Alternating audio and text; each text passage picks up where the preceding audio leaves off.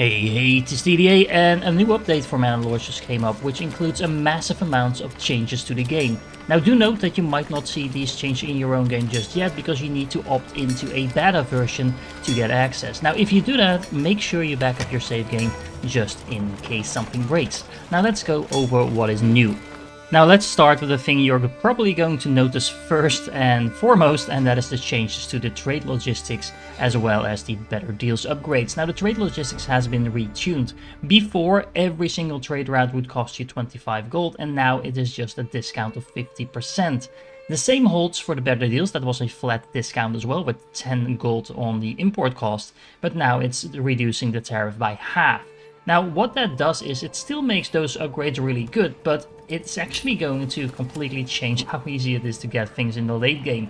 As you can see, I have these upgrades, but as you get more and more trade routes established, the price does still go up. And well, as you can see, it's still pretty affordable, but you're definitely going to have to do some trading, farm some gold in order to actually be able to set up new trade routes on top of that. Similarly, for the import routes, reducing the cost by half is going to make it a lot more difficult to set up your industry just based on importing raw goods and then making more advanced stuff out of that, because these imported goods are still going to be relatively expensive. Now, does that break these upgrades? No, definitely not, and I still think picking up at least trade logistics in the very early game is super powerful, but it's definitely a lot less powerful than it used to be, so it also makes other options more interesting as well. Sticking to trading for a moment, a lot of people have been using the pack stations in order to transport things between zones, and you can still do that. However, you can also just use the trading post to do the same thing, or at least more or less the same thing. As soon as you start exporting an item in one zone, for example over here I'm exporting planks in this particular zone, you will actually see that if you go to a different zone, like the one I have over here, then once you find your trading post, where is it? There it is. You can actually start trading here as well, and you can see that you can actually import that same item for the same price in this zone. Now keep in mind that you do actually need the local wealth in order to do that, but this is going to make actually importing and exporting stuff a lot easier between your zones, because honestly those mules were not really always doing what you wanted them, and it does cost you quite a bit of manpower in order to set up all those trades. Now if you want to ensure that stuff is actually traded between your regions rather than just being sold, all you need to do is basically removing this check mark that allows foreign trade. This means that all these planks that I'm now exporting can only go to my own regions, and that just makes sure that the other regions are importing them at the best possible price. If I also go to the other zone and then over here, I also do the same thing. So if I remove this check mark over here, it means it's always going to be importing it at the best possible price.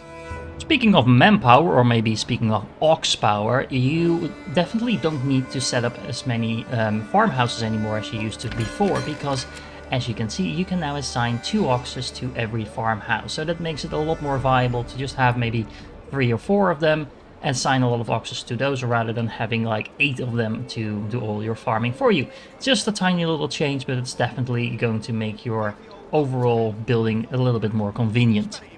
Speaking of farming, remember when you used to completely see your fields being demolished somewhere in the early winter once the new season came around?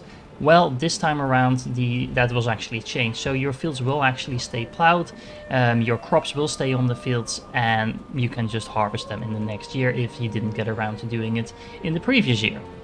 Farming has become a lot more efficient as well, because for example fertility is no longer being drained once your fields are fully grown, and villagers do no longer have to carry everything to the middle of the field once they are harvesting. This just makes the harvesting process a lot more efficient, also makes sure you don't have to micromanage it as much, and therefore, generally speaking, the quality of life of farming has gone tremendously up. Similarly, actually farming in your plots by means of vegetables or apples has become a lot more efficient as well, because the vegetables and apples will no longer store up as much as they've done before. Now as you can see, this is actually still happening, and this is mostly due to the fact that I didn't assign enough people to my granary. And generally speaking, you will find a lot less surpluses in your plots than you will before. Somewhat related to farming is the changes to the tavern. Well, not actually to the tavern, but to the ale consumption that is a result of the tavern. Because honestly, people were drinking way too much, which became a real bottleneck once you wanted to upgrade your cities and you couldn't actually make enough barley by yourself. Now people will drink about 1/3 of an ale per year, per month. So that means you need to produce a lot less barley in order to produce the malt, in order to produce the ale. So just another thing that makes upgrading your village a little bit easier. Now another massive change to the game, at least if you were following some of the more detailed guides that are out there, is that the marketplace, at least the consumption from the marketplace, has completely changed. Before, people were actually consuming food in a particular order, but that has now been randomized. So no longer are people just eating all the meat and then all the berries, but now they can actually start consuming things like bread and honey as well, just from the start of the game. Now, honestly, depending on what you're trying to do, this might actually be a little bit inconvenient, because some people were actually building their entire villages around the exact order that people were consuming things in. But honestly, this makes a lot more sense, and it also encourages you to just produce a little bit of everything rather than a lot of a few things and then just a tiny bit of everything else. Now, another important change that honestly I didn't really notice myself when I was testing it is that supposedly the enemy is claiming things on the map a little bit less aggressively. Now, as you can see, I only was able to take 3 zones on the map before the enemy claimed everything else, and this was completely played in the new update, so I'm not entirely sure how large of a difference this is supposed to be, but anyway, it's in the patch notes, so it's definitely going to be helpful at least a little bit. Something that is not going to be helpful, but it was a very needed change, is the fact that the king himself is now trying to collect some taxes as well. Every year you're going to have to pay your tax to the king, which just puts a lot of pressure on your own treasury. So rather than just hoarding infinite amounts of wealth, you are going to need to make sure that you have a decent economy going on. You need to actually tax your people quite a bit as well if you actually want to expand. Now, I have been playing with that completely enabled. I was still able to expand to other zones, so it's not game breaking or something that will ruin your game or anything like that. Also, there is no negative consequence to not paying your taxes for the moment. You will go into the negative amounts, but there's not basically any disadvantages of being in a negative amount, especially in the early game. That might happen, but still, it is something you need to take into account. And later on in the game, it has already been announced that this will change, so that if you're not paying your taxes, you might see the king invading your territories and things like that. So you might as well get used to it and start paying your taxes right now. Now, there have been dozens of other smaller changes as well. I'm just going to list a few of the things I think you might want to know. For example, the saw pit can now actually stock up on 5 logs, making transportation and production a little bit more efficient here.